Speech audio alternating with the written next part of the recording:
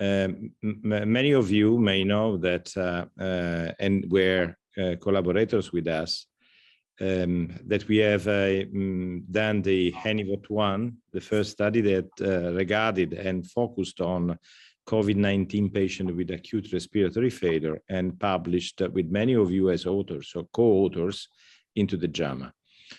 And there we compare the non-invasive ventilation on pressure support delivered through the helmet with the high flow nasal oxygen. And you remember the results of that study. But a main question remains open.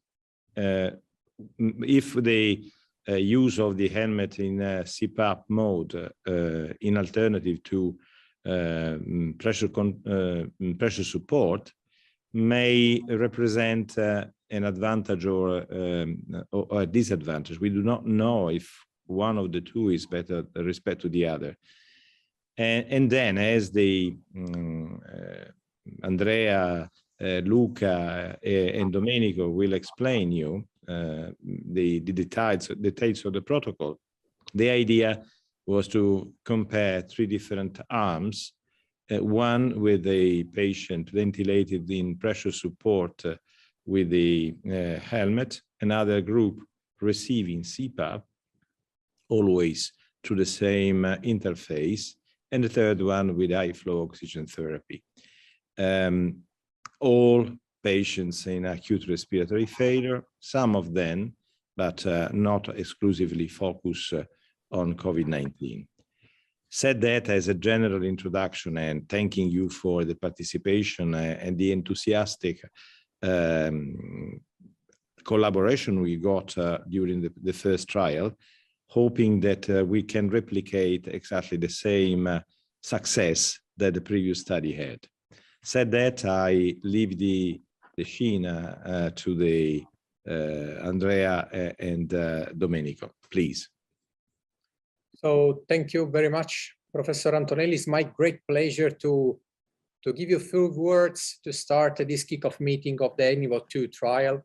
As the chair of the Italian Society of Anesthesia, Analgesia, Intensive Care and Emergency. I'm very, very happy about that. As you know, CRT is the founder sponsor of this trial. And I think that this support to this great project is the sum of what CRT want to do during the next years. We want to start to support the project with the high quality, and the main reason for that is that we want to give to the Anesthesiological Society in Italy and even outside Italy the possibility to join project like this with multi-center design with a higher quality standard. So I am very, very happy for this effort, joined effort by the Domenico, Professor Antonelli, and all the Rome team and CRT. And I'm sure that the enthusiasm that we are going to see among these investigators, among CRT, among the research office and the principals investigator will lead to a great success as the first HENIVOT 1 was. So I am very, very happy to speak as in these shoes, and I don't want to waste any time from the protocols, and I ask Domenico to go on and to explain to all of us the details of the protocol in order to start. Thank you very much for this. So thank you, Andrea, and a special thanks to the research committee of the Italian Society, whose effort has been supporting us in the first study and now in the second. So, as mentioned by Professor Antonelli before, the aim of the study is to compare 3 arms in patients with acute hypoxemic respiratory failure. I will try to deal with the protocol so that I can show the main procedures, and afterwards Luca, who is working with our group since few years, will show the CRF on the REDCap website provided by CRT. And I will show you this slide that I think everybody received once accepted to join the study. And we'll try to show my screen now. And then maybe I will briefly show the procedures, and afterwards I will try to respond to your questions regarding doubts and possible issues with the experimental design. I will start saying that by now we have 41 centers in Italy who accepted to participate in the trial, and we are thinking about including centers abroad. We have been in contact with centers in Spain and in France for now. For US, it's a bit an issue regarding the approval of the device for clinical investigations outside the context of COVID-19. So it may be not feasible by now, but considering the enrollment rate, we can consider to open the study to centers also in the US in the future. And the hope is that we already have approval from 8 centers, so the plan is to start by February the 10th. We have provided to all centers in Italy certificate of insurance to submit along with the other documents to the IRB. So for those who did not receive this, we apologize, and we can just ask to Christina or myself, and we can provide this certificate along with the other documents. For those who want to join and who did not now, they just need to send an email or a text message to myself or Christina, and it will be really easy to receive all the documents for approval. So as mentioned before, the idea is to compare 3 arms in patients with acute hypoxemic respiratory failure. This is a study that will be conducted in the intensive care unit, or there are centers who will include the respiratory intermediate care unit. So this is absolutely fine for us. And the plan is to avoid any confounder in the very early phase. So the protocol I will present, it's a bit strict in terms of inclusion criteria and study procedures, but the idea is to just test the hypothesis that a specific protocol, not only including the device, so the helmet, but a specific settings on the vent for the pressure support ventilation and for PEEP and other settings for CPAP in a specific population of patients is maybe effective in avoiding intubation. So you will see that there are some strict criteria for enrollment. So the first, which is quite crucial in our opinion, is that you can see my screen, right? Yes, we can. Okay, so yes. Patients who already received either NIV or CPAP for more than 24 hours before the screening visit should not be considered for enrollment. This is because we want to just avoid that any confounders occurred before the enrollment. So it's very common that patients can receive the NIV or CPAP outside the intensive care setting. I think this is an issue, especially for the COVID-19 phase, and the hope of everybody is that it will be hopefully anytime soon a bit reduced. So the idea is to just consider patients in the very early phase of the disease, so within 48 hours from ICU admission, and patients who did not receive for more than 24 hours the NIV or CPAP. We said in the protocol that patients who were treated with the high flow oxygen are okay. Just saying that maybe the idea is to include patients who are not long-term disease, so patients who are with hypoxemic respiratory failure from 1 week maybe should not be considered. We did not specify this, but it should be considered as a specific issue with the study. So I put here the inclusion criteria, so you will find them more specific in the protocol. And the inclusion criteria include all patients who are admitted to the intensive care unit with acute hypoxemic respiratory failure.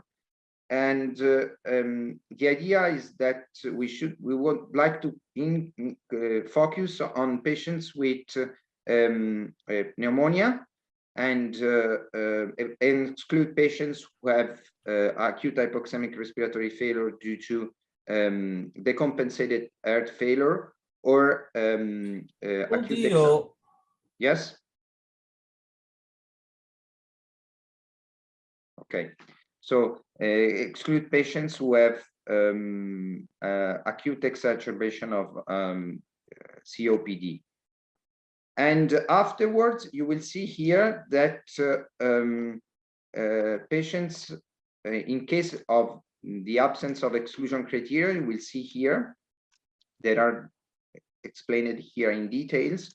So all conditions who could affect the effectiveness of interventions should not, all these conditions are all issues that may make the NIV not feasible, or may select specific populations of patients who have a different response to the interventions. So we know that NIV is quite effective in is very effective in COPD, and we know that NIV is very effective in acute pulmonary edema due to decompensated heart failure. So these patients are excluded from the study, and the study is really focused on patients with de novo acute hypoxemic respiratory failure. Once, let's see, the patients fulfill this main inclusion criteria that you see here, and in case of absence of those exclusion criteria that are detailed here, the idea is try to select a specific patient population that includes patients who have a PF ratio below 200. So we know, at least in Italy, that the most common device for low flow oxygen, let's say mid to low flow oxygen, is the Venturi mask. So in that case, you just need to collect an ABG before enrollment and certify that the patient has a PF ratio, so the ratio between the PO2 measured with the ABG and the FiO2 below 200. The other possibility, which has been considered for mostly non-Italian centers, which are more confident with the use of standard oxygen via a non-rebreathing face mask or nasal cannula. You just need to collect an ABG and estimate the FiO2 from a simple formula that is provided in the protocol. This is not perfect, but really the idea is to select a specific population with a moderate to severe hypoxemia, so below 200, and with de novo acute hypoxemic respiratory failure. I think this part is quite simple, and this is something that could be performed also outside the intensive care unit. So in case a patient is considered for enrollment, we consider this criteria just to allow the investigator to evaluate the patient, and in case the oxygenation criteria is not fulfilled, well, reassess within 72 hours from ICU admission, and reconsider the possibility to enroll the patient, provided that the patient has been not been treated with CPAP or NIV. Afterwards, the study foresees the randomization phase that for which Luca will provide details on the ESERF. And the idea is to provide just 3 arms. So the patient will be randomized to receive high flow oxygen,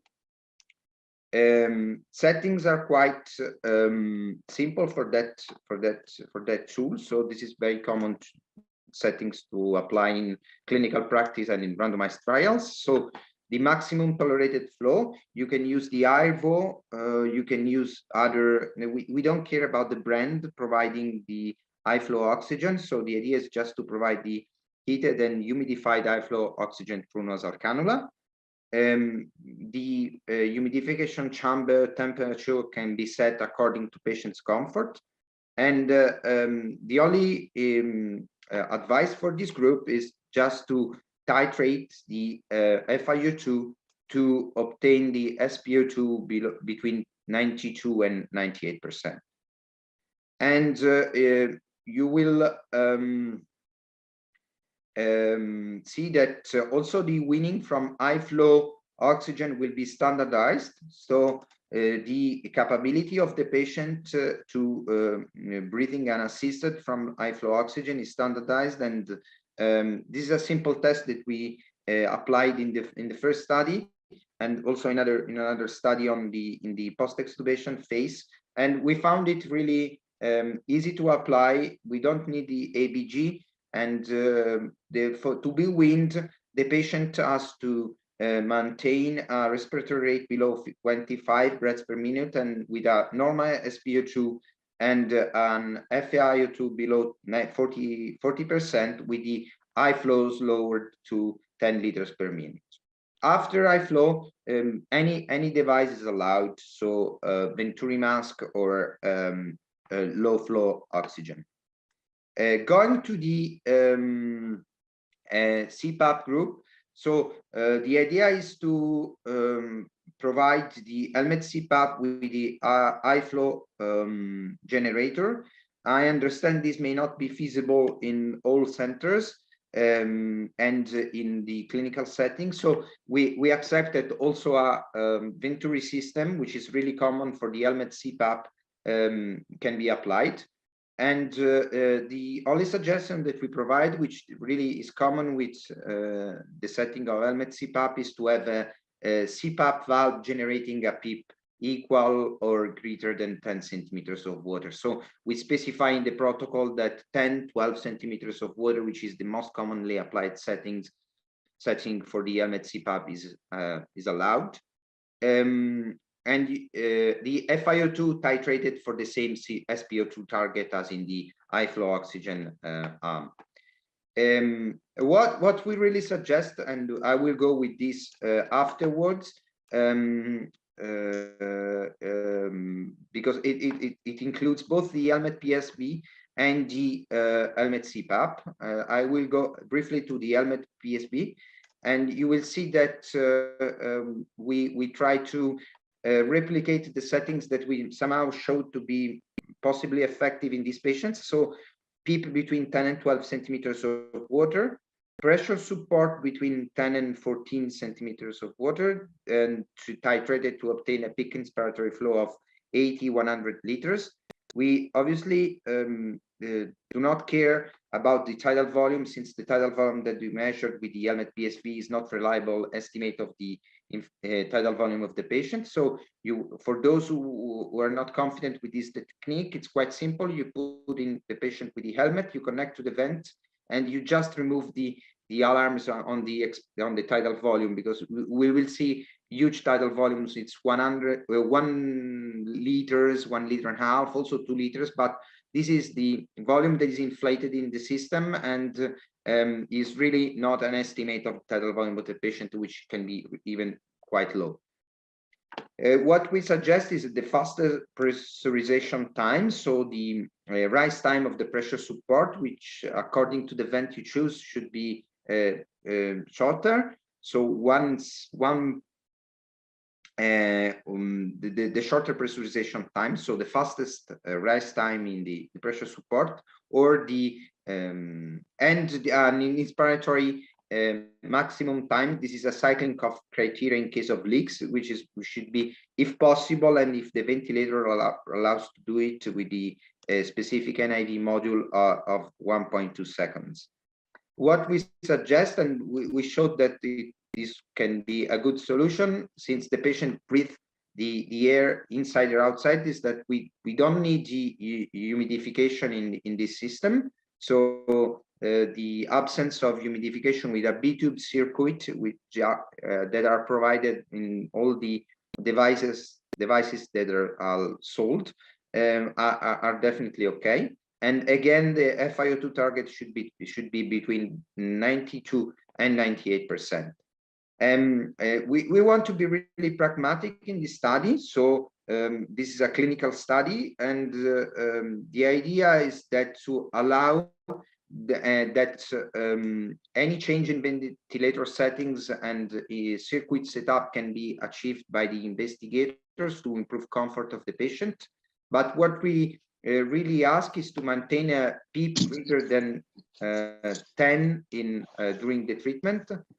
And what we really want to achieve in the pressure support and CPAP group is the continuous treatment. So we really ask that we could have treatment without any interruptions for the initial, let's say, 24, 48 hours. And we really ask to obtain a treatment for more than 16 hours per day in the first 2 calendar days. We also include a specific protocol for the weaning from CPAP and pressure support, which includes a lowering pressure PEEP for CPAP and PEEP and pressure support for PSP, and to assess whether the patient tolerates this reduction in the PEEP and pressure support in terms of respiratory rate and oxygenation during 30 minutes. This is something that we really discussed with the other investigators, whether to use after weaning from the helmet. So we suggest really to keep 48 hours of treatment at the very beginning, unless there is such an improvement that should justify the weaning from the support. And afterwards, we really accept also to use the high flow oxygen. So this is something which has been debated, because it could be considered something very close to a crossover between the study interventions, because here we have 2 arms, after which we allow the switch to the other arm of the study. So we allow that after the end of pressure support or CPAP, patients can be weaned from pressure support and CPAP with the high flow oxygen. And this could be considered a crossover, but actually the idea is to test the hypothesis that a specific protocol providing CPAP and pressure support in addition to high flow nasal oxygen can improve clinical outcome. So the idea is that there is one arm that is treated with what let's say is considered as a standard treatment in centers mostly outside Italy. So the high flow per guidelines, due to randomized studies conducted. I'm referring to the Florali study, and test the hypothesis that an addition of CPAP, of support with CPAP or pressure support in the very beginning of the disease may provide an advantage in terms of reducing the rate of endotracheal intubation. So this takes me to the primary endpoint of the study, which is the need for endotracheal intubation during the initial 28 days from randomization. Choosing this endpoint is really a double-edged sword, because it may be not simple, since you know that this is an open label study, so blinding investigators is not possible, and all of us will know whether the patient is receiving one or the other treatment established by the trial, and this could provide a bias to the decision to intubate. I'm referring to the fact that maybe someone of us will think that the patient is more severe in the high flow oxygen, or some one of us will be more keen on the treatment with the CPAP or pressure support. This is why, to really limit the presence of confounders, we try to standardize the decision to intubate. And I think this is crucial for randomized studies on this topic, which obviously cannot be blinded because of the design and investigators that we are. And this takes me to the predefined criteria for intubation. And one step backward, these are the parameters that we really ask to measure.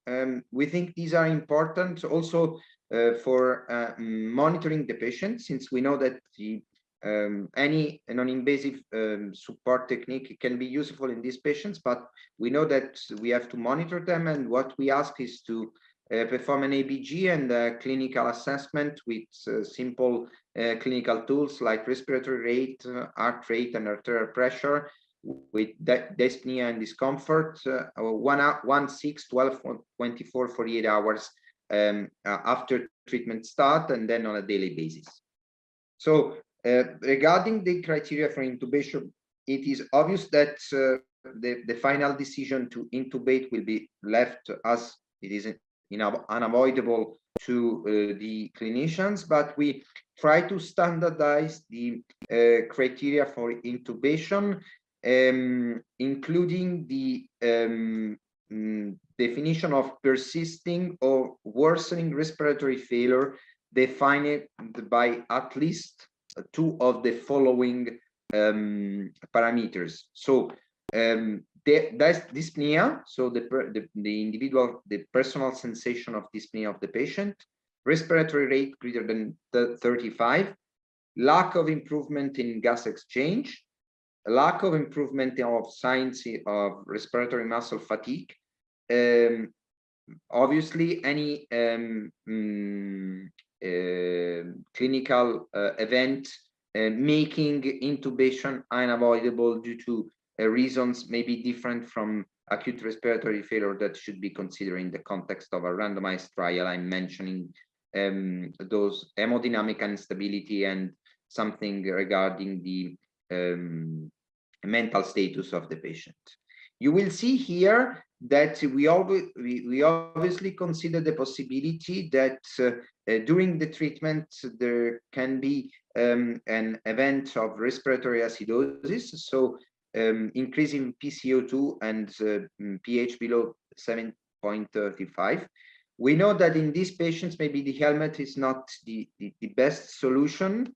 For sure, the helmet in CPAP, since there is no inspiratory assistance. And this is why you will see that it is not specified in in this slide, but you can find it in protocol. It is obvious that in case the patient develops hypercapnic respiratory failure, the use of face mask NIV is allowed in any arm. This is something which is really important to ensure the safety of enrolled patients. And I can tell you that in the first study, which included 110 patients, we had no patients with acute hypoxemic respiratory failure and fulfilling similar criteria who developed hypercapnic respiratory failure. But this is something that can occur in a larger study, as it is the one I'm presenting you. So the primary endpoint will be the need for endotracheal intubation according to the criteria I mentioned. And we will ask you on the CRF to clearly indicate the criteria that led to this decision to intubate, because this is something which is which makes the study, I think, more rigorous, but also will provide interesting information about the reasons and the mechanisms leading to the results we will have, and we are looking forward to obtain. The secondary endpoints are classical endpoints that are included in randomized trials on this topic. So you will see ICU 90-day and in-hospital mortality, in ventilation-free days, and days of ICU stay and hospital stay. Regarding the sample size, we estimated that with the intubation rate with the high flow oxygen of 40%, we will need the enrollment of 1,070 patients to have adequate power to detect a 10% absolute reduction in the primary outcome with either the pressure support helmet and AV or the CPAP helmet, and we foresaw to include a total number of 1,200 patients in a time which will be reasonably be of 2 or 3 years. So just to clarify, this design with 3 arms is not very common for randomized studies, but the study will be powered to detect a difference between PSP or CPAP as compared to high flow oxygen. So it is likely that the study will be underpowered to detect any difference between pressure support, ventilation, or CPAP, and in case the difference is lower. But this is a design that will at least provide an initial answer on the use of final answer on the use of either one technique or the other in comparison to the high flow oxygen. A couple of last comments. So my first comments is a personal thanks to all investigators who accepted to join, and I'm confident that we will do a very nice study in the next years. And the second is that we will have obviously a large amount of data to analyze, and in case any investigator or participant is interested in providing ideas for post-hoc analysis, you can just text me and we can discuss among the steering committee and the research committee of the CRT, and in case this post-hoc analysis is accepted, we can include this in the clinicaltrials.gov and clearly state that this is a pre-specified analysis which really increase the robustness of the approach. So thank you very much. I will leave now the stage to Luca Menga, who will show you the CRF on REDCap and how to include the patient, screen the patient, enroll the patient, randomize, and complete the forms regarding the data needed for this study. Thank you very much, Luca. Nico, before Luca starts, maybe some questions. Yeah, maybe we can ask some questions just in case someone wants to ask. I have a couple of questions, Domenico. May I ask? Definitely, yes. Cesare Gregoretti speaking. The first one, if you have a pH less than 7.3 just for renal source, is also a contra, any cause of acidosis? Yes, it is.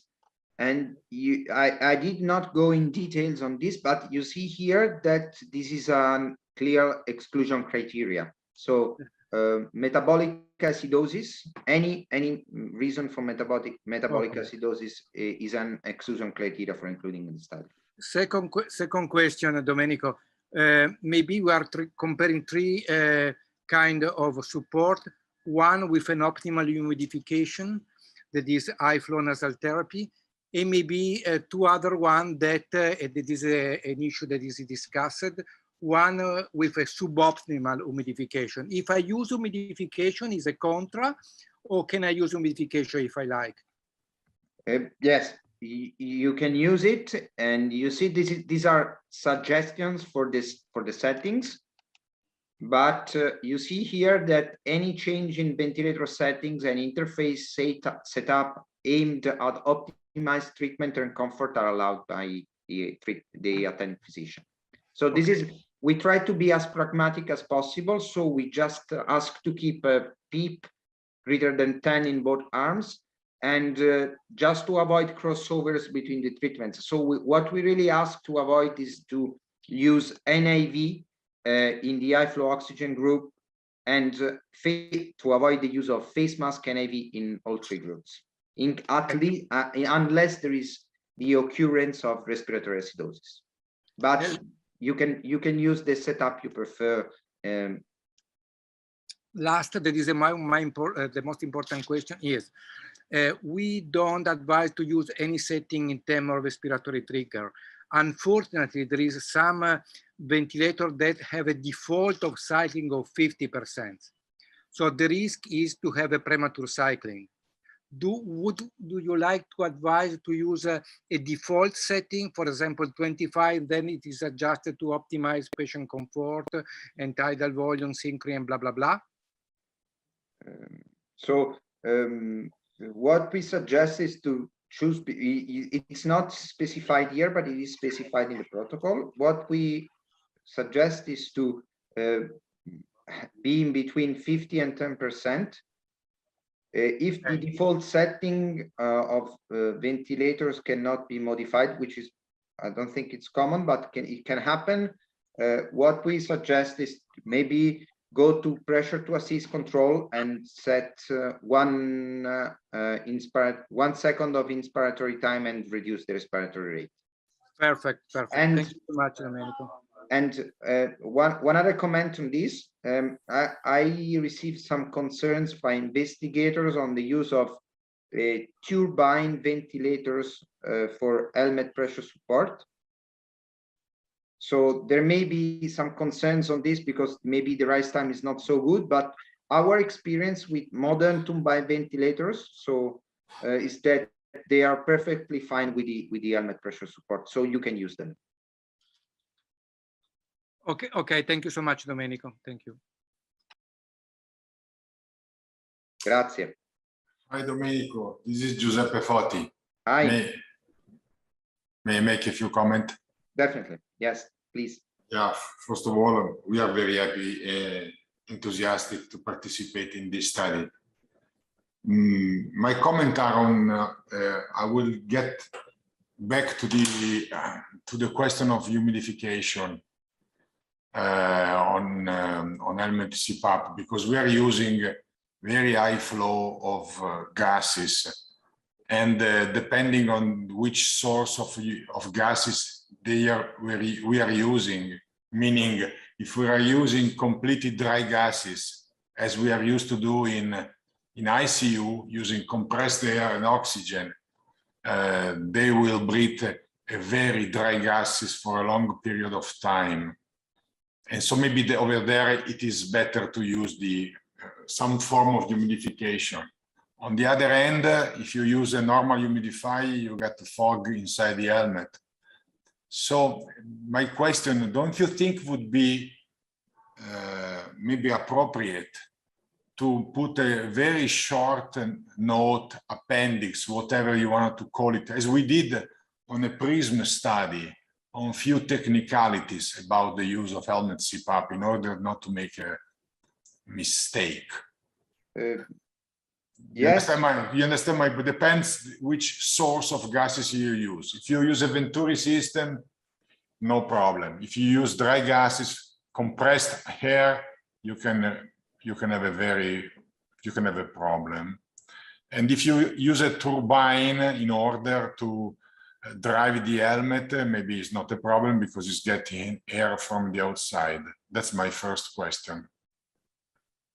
So I think I definitely agree with you. Thank you for this, for addressing this. And I think that also the FiO2 is an issue. So also with the turbine, with a high FiO2, the air, it will be drier. And this is why for helmet CPAP, we provide some suggestions for the setup, but we really leave it to the decision of the attending physician. So if in your ICU it's more common to apply Venturi systems, it will be easier to not to put humidification. Obviously, if you use very high flow systems from directly from the wall, so dry air and dry gas, you're allowed to use the humidification. We try to be as pragmatic as possible, and we know that these differences in the setup can occur between centers. So our suggestion is just to use what you are familiar with, and you found these are applied settings. So we included something on the, you see my screen, the protocol? Yeah. So we included something for the helmet CPAP, and you see here that we try to leave this issue open to the choice of the physician, and also you see here that we included a sentence stating that any change in interface setup is allowed to optimize comfort. So regarding the change in the putting a note, I can try to do it with Christina, but the issue is that most of the centers have submitted the protocol to the IRB, and this can be a bit an issue. But if you feel that we should do it, we can definitely consider to make a statement. And do you think that this sentence is not does not permit the freedom to choose the humidification? No, the point. I'm afraid. Yeah. Do you hear me? Oh, okay. Domenico. Yes. Do you? Okay. No, I'm afraid that we run inside a technical problem that could invalidate the results of the study, and so this is the reason why, if you want, we can do a very short note with a few recommendations. Obviously, you can read it or you cannot. But yes, maybe as you do it for the pressure support, because it is essential to have some. Otherwise, you make a problem and you can make not a good settings. Also for CPAP, should be somehow at least specified what should be the best in order to make a correct helmet CPAP. And therefore, I think it would be better different system to drive the helmet, suggestion in terms of humidification, even also because if you use 37 degrees on the humidifier, then the comfort of the helmet CPAP will be gone. And certainly there are centers that are used to use the helmet CPAP and others that are more familiar with the pressure support. And I think we should try to do our best in order to make all those centers better in using the ventilatory modality that they are not used to use in routine technical settings. There is another point, Domenico, and this is the one about the 10 centimeter of PEEP. Okay, I do understand that you would like to have the same PEEP on both the system, right? Yes. 10 maybe can be high for some patients, but okay, I do realize that, period. The point that I think we should specify that if you use 50, 60, 90 liters per minute, that is very easy with the Venturi system, you can apply 10 nominal PEEP, and then you have an HEPA filter because you use it for infectious disease, and maybe you apply 14 of PEEP with the helmet. So somehow is another technicality that I would suggest people to use the manometer. Yeah. Yes. So, and I think we should go into those details. I understand that they look annoying, but you understand what I'm saying, right? Yes, absolutely. But you are right. You're right. No question about that. But all the technicalities can be added into a note for some specification. It do not alter at all the spirit of the protocol. Yes. So okay. we do not need to undergo the ethical committee for these additional technicalities. No problem at all. Perfetto. Very good, Mas. If you want, we can get the task to do it, or if you want to do it, it's the same. But I'm very happy. If you could, we will be happy about that. So we did it already for the PRISM study. You know, the one on the CPAP. Yeah, exactly. So for us will be an honor. Okay. Okay. Thank you very much indeed. Okay. If you could do that, maybe I can prepare a further flyer with these technical issues to provide to participating centers, and this is really helpful. Thank you very much. Okay, we'll do it. We'll try to do it next week. Okay. Grazie. Ciao, figurati. Domenico. Hello, can you hear me? Yes. Okay, Paolo Navalesi. Besides that, I had the same comment, or if you prefer, concern that Giuseppe just expressed, and I totally agree. His proposal should be done, and this is for Giuseppe. If you need some help and participation, we are ready to do it. No problem. To help. Can you go? I'm sorry, I was in the car, so not fully. Can you go up in the protocol before inclusion, before the randomization, in the upper part? I just said up. Okay, 15 minutes of pure oxygen via non-rebreathing face mask or Venturi mask. I'm not sure to grasp. The Venturi mask, at maximum, you go up to 60%. Is, if I understand what you mean by pure oxygen via non-rebreathing face mask, is with a reservoir, correct? This is okay. So maybe it's not written perfectly. So it should be read as 15 minutes of Venturi mask oxygen, Yes. or oxygen via non-rebreathing face mask. So irrespective of the FiO2 provided. Because this is something because then that you have your indicator is the PaO2 FiO2 ratio. So if I use a face mask at 60% or at 40%, or with a reservoir, which is probably, unless the patient is hyperventilating too much, even more, the results in terms of recruitability of the patient might be different. Do you agree? Yes, absolutely. This is something that we included for, especially for abroad centers, because maybe there are centers that are not very common users of Venturi mask. So they just put, like in the Florali study, the non-rebreathing face mask, and they select the oxygen flow based on the SpO2. So we'll not have a control of the FiO2, but we include in the protocol a formula in which the FiO2 can be estimated from the oxygen flow.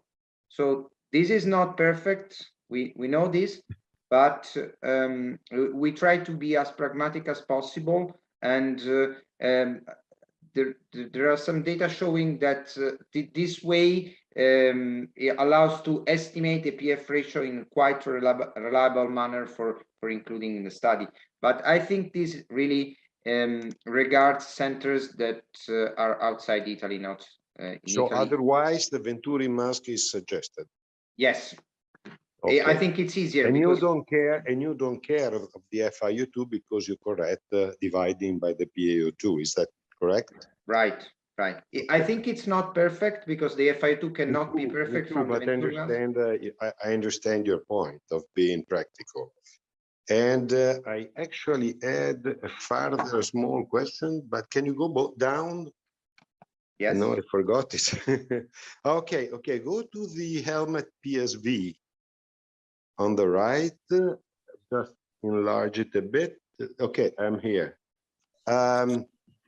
When you say to obtain a peak inspiratory flow of 80-100 liters per minute, I'm just wondering, I'm not sure, but is that so important, the peak inspiratory flow in the helmet?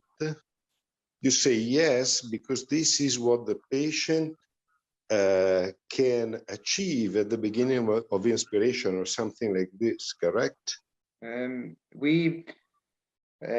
Okay, we included this because this is what was included in the Patel study in the JAMA, and it was somehow something that could ensure that the washing flow in the system was adequate to clear CO2. So in the previous study that we saw that essentially all patients with a pressure support below 10 and 14 centimeters of water having an inspiratory flow in the system, which is not of the patient, between 80 and 140 liters. So I think I can remove this, honestly. No, I would probably, no, I don't suggest removing.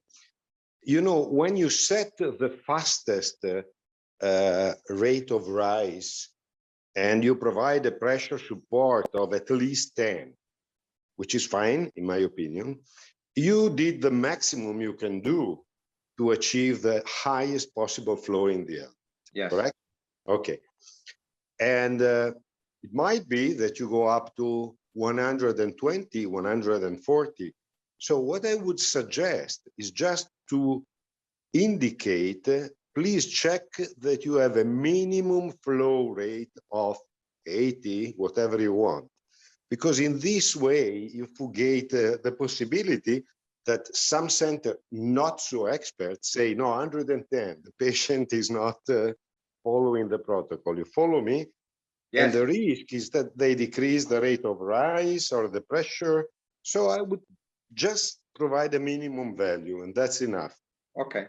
So okay. I think we can include this in the flyer with the technical aspects together. Yeah, I mean, this is not changing the protocol, so I don't think this is going to alter the ethics committee request. I mean, it's just yes, I think technical suggestions.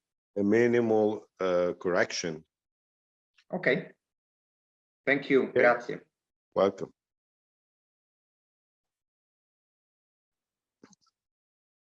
So,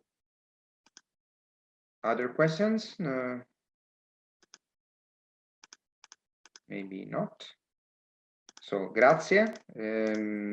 We will prepare the flyer thanks to the Monza support, and if you wish from Padova and you would like to contribute to the the pressure support part on the technical issues.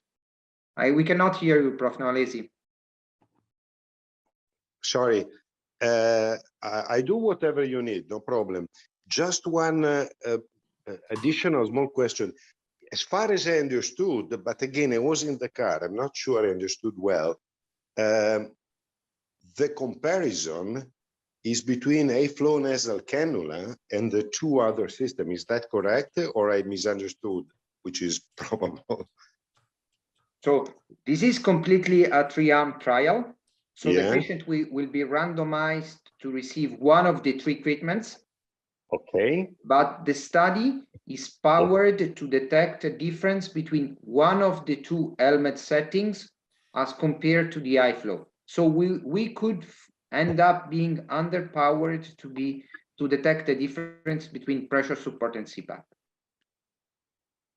Okay, and explain me why this choice to reduce the sample size necessary, because you consider that the standard of care is insofar the iFlow. The choice in the Pratt study in the New England, they compared the 2 arms, and the comparison was paired. Let's say no difference between the 2 arms, correct? Which one? The Pratt study in the New England. I'm sorry, I didn't hear you. What study? Pratt. The Florali. Ah, the Florali. The Florali. The Florali, the design was very similar. Also in that study, they wanted to show a difference between the at least in the design, the study was powered to detect a difference between either NIV or high flow as compared to the low flow oxygen. So they end up having completely different results, but the design, the sample size was determined to demonstrate a difference between one of the two as compared to the low flow oxygen. And how much would you increase the sample size to make a pair comparison between the three techniques? Just a question. To compare the three techniques, we should define the sample size to adequate to demonstrate a difference between the two techniques that have the smaller difference. So if we assume, as I expect, that the intubation rate is not so different between pressure support and CPAP, we will end up having something like 15,000. Okay, I understand your point. Okay, thank you. Domenico, just a last comment. When you comment on the fact to use whether or not turbine-driven ventilator, in order to avoid any confusion, we can suggest to use just a turbine-driven ventilator dedicated for ICU use. Yes. I mean, they have the high oxygen pressure. Yes, could be an advice, yes. But at least in our experience, we did some measurements. Modern turbine ventilators, also transport ventilators, are really good for helmet and IV. Rise time is really excellent. Yes, Domenico, you are right. But you know, there are other ventilators that are performance exactly like an ICU one. I mean, some ResMed, but they are not provided with a preset FiO2. Okay. Yes. The suggestion is just to use the ventilators, also turbine, that are equipped for the ICU treatment. Exactly. So we will include these in the technical issues. Grazie. Those have also the blender. Yes. Maybe should we, Davide, wanna ask something? Okay, sorry, can you hear me now? Yes. Yes. Okay. When patient respiratory rate is above 35 or 40, we have to intubate patients. Is not allowed to move one patient from the high flow or CPAP arm into the PSV arm, is correct? We cannot use NIV PSV to unload the respiratory worker breathing. Yes, this is correct. Okay. So with the high flow, it is not possible to use neither CPAP or pressure support, neither with the helmet nor with face mask. Okay. So if the patient fails, we have to intubate the patient. Yes. Right. Yes. And one other comment, I think this is an issue, but it's really difficult to standardize. We leave open the possibility to use prone position. So patients can be proned in all three groups according to the decision of the physician. I understand this is not perfect, since I think we will end up having more patients proned in the high flow group, but this is not simple for a large study. So any patient can be proned in the three arms, but we really ask just to avoid that crossover between treatments. So the use of NIV or CPAP in the high flow group, and the use of PSV in the CPAP group, and the use of CPAP in PSV group. The only crossover which is allowed is to use the high flow for weaning from CPAP and PSV in the helmet groups. Well, I understand the point by the point of view of the design of the study, but I feel it a little bit far from our clinical practice, because usually we move the patient in support before intubating him or her. So I definitely we do the same, and so we understand perfectly how difficult it may be. I think we definitely agree with this. We faced this issue with the first study, but I think this is something which is very common in Italy. So this is not so really common abroad. Maybe more common in the last 2 years. But I think we really think this is the optimal approach. But I think the step is just to demonstrate this, to make it available also for other places. I think this is an issue. We had an issue with this in the first study, and we in the first study, for instance, we had a lower intubation rate with the helmet as compared to high flow oxygen, but at the end the mortality was absolutely the same. So it was 24% and 24%. So this is really, I understand the issue, which can be also ethical, but I think we need this data to understand and to improve the treatment of patients. Domenico, sorry if we interrupt you continuously, but no, thank you. You raise up the question of pronation in spontaneous breathing that I did not think about, but I think is an important one. Maybe it should be explained somewhere and clarify that at least if one center uses pronation on spontaneous breathing, they should try to use it in all the 3 arms, not trying to avoid to use pronation only on one arm. That would be somehow kind of problematic. No? What do you think about? We tried to do so in the first study, and it really failed. It did not work. It did not work because we ended up having 70% of patients prone in the high flow oxygen group, and 2 patients prone in the helmet group. And I think that is something like unavoidable in large studies, because I understand it's much easier to prone a patient in the high flow oxygen, and I think this is practical, because if it's easier to prone in the high flow oxygen, and the high flow oxygen plus prone position is better than the helmet CPAP, so this means that high flow oxygen it could be better than helmet CPAP because it allows prone position easily. So I think we tried to standardize in the first study, but it was really difficult on 100 patients. I fear that if we try to standardize also this in 1,200 patients, it really is hard.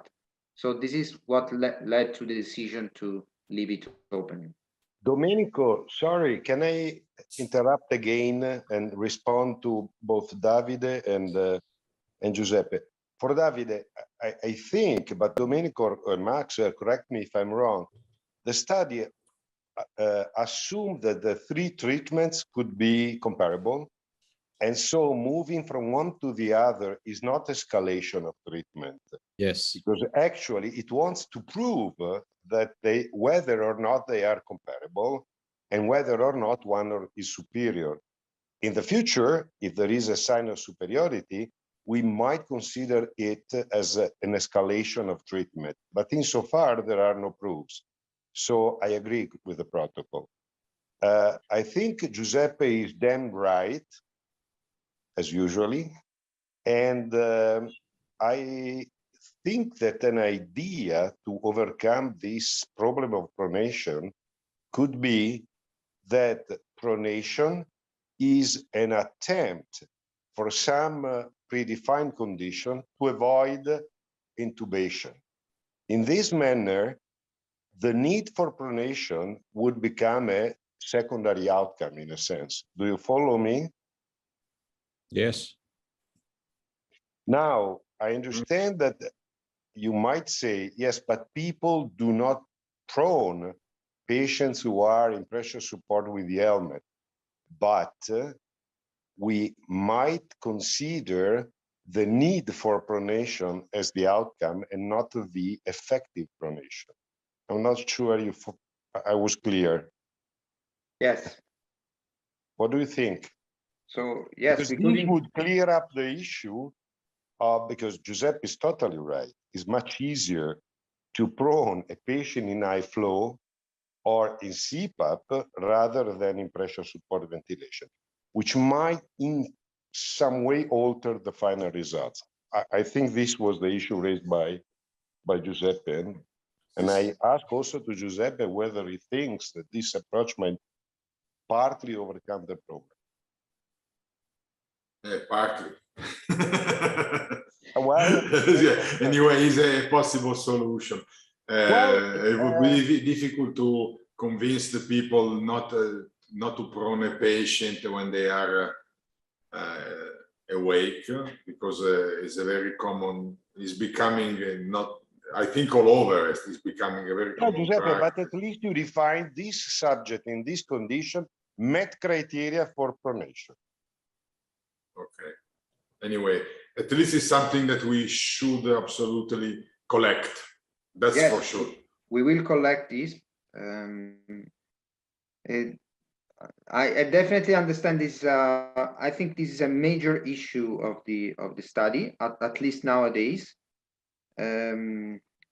We try to think on solutions, but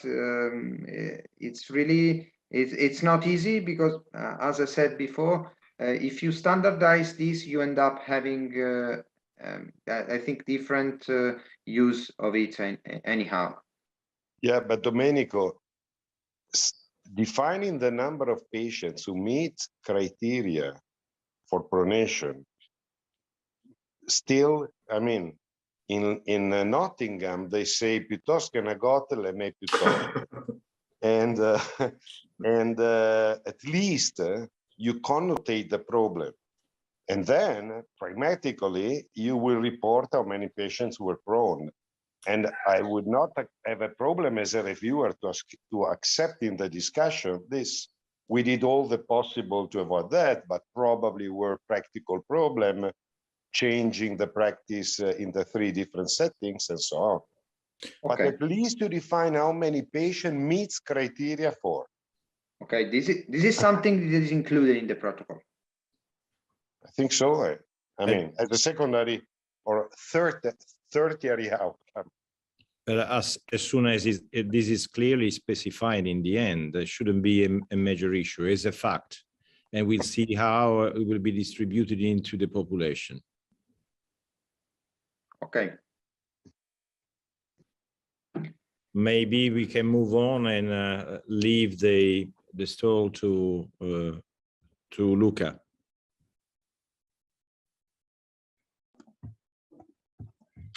Thanks, Domenico. Thanks, Professor Antonelli. I will briefly show you, if Domenico can leave the screen share, I will briefly show you the CRF. It will be rather technical, so the recording of the meeting will be available for the participating centers. So we are recording the cases using REDCap, which is provided by CRT. Every center will have its own account, which will be associated to an email. Since for privacy concerns, REDCap require a 2-step authentication. So before entering your username and password, you will be required to enter a verification code, which will be sent to your center's email. So once you enter REDCap, you will be able to select among your projects the HENIVOT trial. And you will see in the project home the current users and the participating centers. Currently, the project is still in development mode. It will be fully operational in a couple of days. And all the participating centers will be added to the list of users. But as long as the entering the data and the screening of patients is concerned, this is exactly the same as the fully operational project. So to insert a new patient, you can select the record status dashboard, which will show you a summary of the enrolled patients. Otherwise, you can add a new record, which will allow you to either select an existing record in case you want to modify it, or just to add a new record. As Domenico said before, for the screening, you will have the initial of the patients, and you can just select if the patient is eligible for enrollment or not. In case it is not enrolled, you can select all the missing inclusion criteria or the present exclusion criteria. Obviously, if the patient has more than one missing inclusion criteria, or more than one exclusion criteria, you will be allowed to select as many as there are. If the patient is enrolled, the first instrument of data collection will be the demographics. There are the standard demographics variable. I will just highlight two variables which are flagged as must provide value. This is because they're either part of the inclusion criteria, as the cardiac failure is an exclusion criteria, it is mandatory to insert the NYH category, or because they're important for the study overall and for stratifying the patients as bilateral infiltrates, CT scan, or chest X-ray. If you do not select or you do not complete all the necessary value, REDCap will give you a warning, but will still allow you to go further in the collection of data. As for the baseline clinical parameters, there are just simple values that will be the one of that will be collected during Venturi mask or oxygen therapy via non-rebreathing phase mask. In this case, if you enter a value which is not coherent with the study, like 330 of PCO2, REDCap will send you a warning that the value is outside of suggested range, just in case of typos. There is baseline laboratory parameters, of course, also before randomization. And once you're sure that the patient is enrollable, you have the randomization instrument. It is quite simple. It just double checks if all the inclusion criteria have been verified, and ask you two simple questions. If the patient is COVID-19 and the recruiting center, these are mandatory because the randomization is stratified for recruiting center and COVID-19 hypoxemic respiratory failure. So once you enter the recruiting center, right now they're just numeric, but once we start enrolling, every center will be associated to its number, like center number 1 is the first starting enrolling patients, Gemelli, and so on. Once you have inserted all the necessary information, you can just press the randomize button. REDCap will again check as for the stratification variables. So it will double check if the patient is COVID-19 and for the recruiting center, and will randomize the patients that will be allocated to one of the 3 treatments. Once the patient is randomized, it is not possible to go back in any way, and even if the randomization happens for some mistake, the patient will be still allocated in the randomization group, in its own allocation group. The next instrument will be the need for intubation as for the primary outcome. It is just one question: was the patient intubated, yes or not? Obviously, to flag that the patient was not intubated, the patients need to be discharged from the ICU. In case the patient was intubated, as Domenico previously stated, you will be asked to insert the cause of intubation. Here you can see the main reasons of endotracheal intubation, which are allowed by the protocol. And when you are ticking one or more, hopefully more of these reasons, since the protocol allows intubation or suggests intubation when at least 2 of these are met, you will be shown. You will be asked to further specify the degree of dyspnea, for example, or the respiratory rate, or the discomfort related to the device, in case that is the reason. The next instrument will be the change in ventilatory interface. So basically, to understand the respiratory support free days and invasive ventilation free days, we will ask every center to insert the new interface every time it is changing. So if the patient, like in this example, was randomized to helmet CPAP at the beginning of the study, the investigator will be asked to insert helmet CPAP among the new interfaces, with obviously the start of new interface with date and time. When there is a change of interface, for example, there is an escalation or a de-escalation, you can see on the left on the screen that there is a little button. Pressing that button will allow you to duplicate the instrument and add another interface, such as Venturi mask or endotracheal intubation, and so on and so on. In this way, every investigator can change as many interfaces they want as it is for clinical practice. This will obviously allow you to move among your selected interfaces. As for laboratory parameters, there are just standard laboratory parameters which will be collected once a day. And they will also, and every investigator will also be allowed to duplicate this collection form.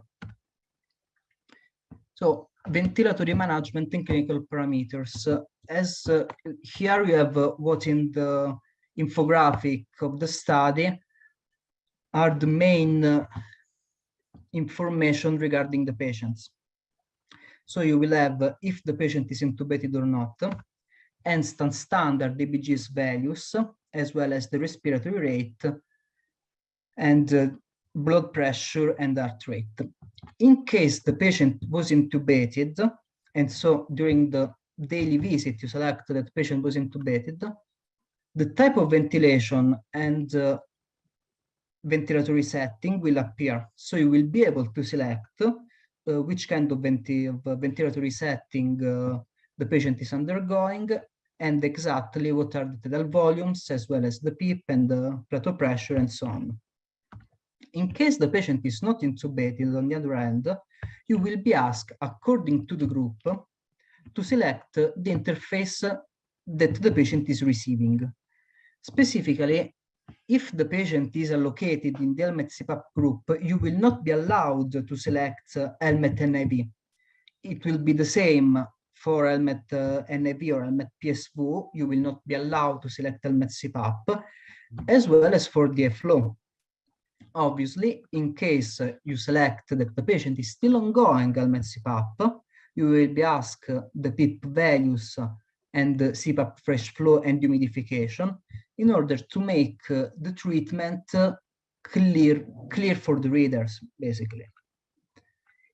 On the other hand, if the patient is been treating with high flow or Venturi mask or low flow oxygen, you will be asked the oxygen flow and if applicable, the humidification of the device. To help the clinician to collect the information without missing the daily visit, we choose to do 28 or 31 forms with the daily visits and with the visits at 1 hour, 6 hours, 12 hours, and so on. I understand that this can be a little bit redundant, but we feel that will be easier for everyone to do not miss any particular information without making the CRF too annoying to complete. The last part is the discharge. In the discharge, you will be allowed to enter any complications occurring during the ICU stay. Specifically, you will find some complication that might or not might be associated with helmet NIV or helmet CPAP, like subcutaneous emphysema or pneumomediastinum or basic or upper limb deep vein thrombosis. As Professor Foti and Navalesi were asking, we will add in the CRF whether the patient will receive pronation during spontaneous breathing. Basically, in this field, we choose to enter every treatment that can potentially improve the outcome of the patient, like anti-interleukin-6 or dexamethasone, or in case the patient is intubated, if the patient receives cryorization or prompt positioning. At the end of the form, you will be asked to provide the date of ICU discharge as well as the outcome at 28 days, 60 days, and 90 days. I hope that I wasn't too annoying. I understand that this is rather technical, and we will provide the recording for everyone interested. If anyone has any questions? Thank you, Luca, for having illustrated the important details concerning CRF. Are there questions from all the colleagues participants? So I guess you were quite clear, but I guess also that filling up the various forms of the digital CRF is not particularly difficult. Yeah, it's not particularly exciting either. That's true. That's true. Domenico, want to give to the rest of the audience further details concerning timing and other small details. If there is no other question, I see Paolo Navalesi, and maybe he likes to ask something else. No, I was fine. I was fine. I was fine. So thank you very much to everybody. Regarding the details, I think we will send an email anytime soon to launch the study. So for those centers who had the approval, so I think there are 8 or 10 so far. And I think all the centers can start as soon as the approval is provided. As mentioned before, I will send a flyer with the study procedures together with the PPT I was showing before, that was also included in the submission pack provided by the Christina. And this is all. Thank you very much for joining us. We are really excited, and obviously, as mentioned before, if any investigator is interested in providing insights or proposals for post-hoc analysis or ancillary studies, we are really looking forward to receiving them. Grazie. We noticed that 82 of you were connected, so it's a very good start and very promising. And we hope that you can participate numerous. And if the recruitment rate will be as we expect, as we hope, I guess that we can also close the study in a reasonable lag time. Thank you, by the way.